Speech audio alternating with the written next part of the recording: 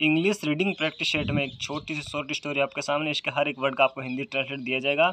Once there was an elephant, है ना, एक बार एक हाथी था।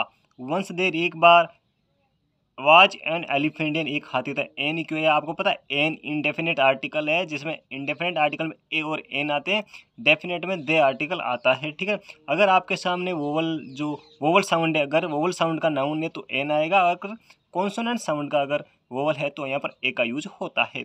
ही यूज्ड टू गो, वह जाया करता था। ही यूज्ड टू गो, वह जाया करता था। टू द रिवर, है ना, नदी पर। टू ड्रिंक यानी पीने, वाटर पानी पीने, वे नदी पर जाया करता था। ऑन द वे, रास्ते में। ही पास्ट यानी वे गुजरता था। बाय ए टेलर्स शॉप, एक दर्जी की दुकान से वे गुजरता था, ठीक है ना। The tailor used to give, है ना, जो दर्जी है उसे दिया करता था। हिम यानी उसे ए लॉफ ऑफ ब्रेड यानी एक रोटी दिया करता था। डेली यानी प्रतिदिन एक रोटी दिया करता था। वन डे, एक दिन। The tailor was not at the shop, one day एक दिन, जो दर्जी वाज नॉट या नहीं था, एट द शॉप या दुकान पर एक दर्जी और दर्जी नहीं था।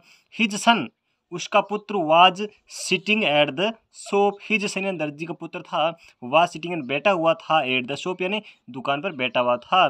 ही डिड नॉट गिव, उसने कुछ नहीं दिया, एनीथिंग यानी कुछ भी नहीं दिया, टू द एलिफेंट, हाथी को कुछ भी नहीं दिया, बल्कि ही प्रिक्ड, उसने चुभा दी, ए नीडल यानी एक सुई, इन हिज ट्रंक, उसकी सूंड में एक सुई चुभा दी। द एलिफेंट बिकम एंग्री, जो हाथी था वो बहुत गुस्सा हो गया। क्या हो गया? वह क्रोधित हो गया।